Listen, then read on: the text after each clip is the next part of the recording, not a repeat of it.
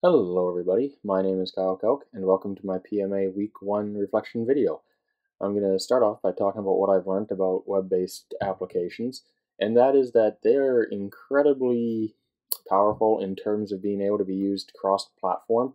And what I mean by that is being able to be run on the iOS operating system as well as Android, Windows, BlackBerry, and really anything else that pretty much has a web browser. Even some of the older phones, if they have a web browser, they will have at least some functionality in terms of your application.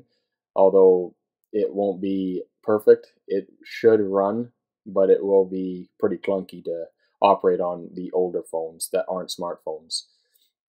That being said, the downside to that is that you can't really harness the power of any one given platform. So you wouldn't be able to use all the extra add-ons that the iOS platform may offer you for your application.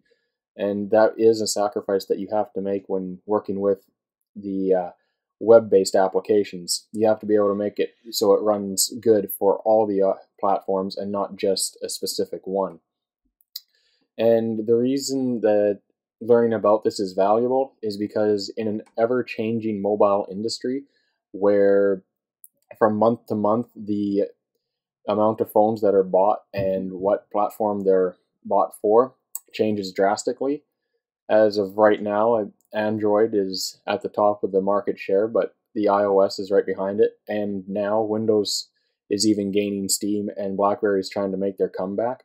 So it's not an easy situation where you can say, okay, 85% of people own just Android phones, so this is the only one I have to worry about, and I can just make my application native for that. Now we have to think about what's the easiest way, what's the most efficient way to make our applications so that we can reach as many users as possible and allow them to consume what we're trying to sell them. And again, the downside to that is that for the most part, these web-based applications, depending on what you're allowing the user to do, chances are you won't be charging them for the application itself, especially since it's web-based. You'd have to charge them before they can even use it. Where if it's just for the iOS, you put a 99-cent price tag on it in the App Store, and they know upfront that's what it's going to cost to use the application.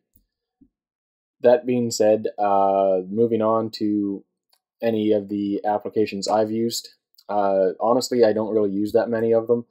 In fact, I don't use any at all. For my phone, it's basically just to make phone calls and use the text messaging as well as playing games. So I really don't use any web-based applications.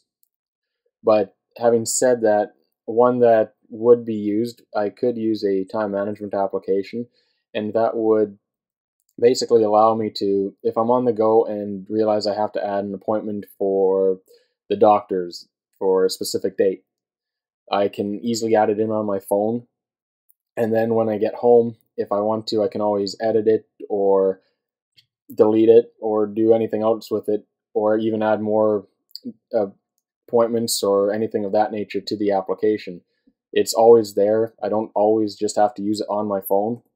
So it allows that flexibility to use it across the platforms of Android and iOS, as well as on your computer, your laptop, or whatever else you may be using.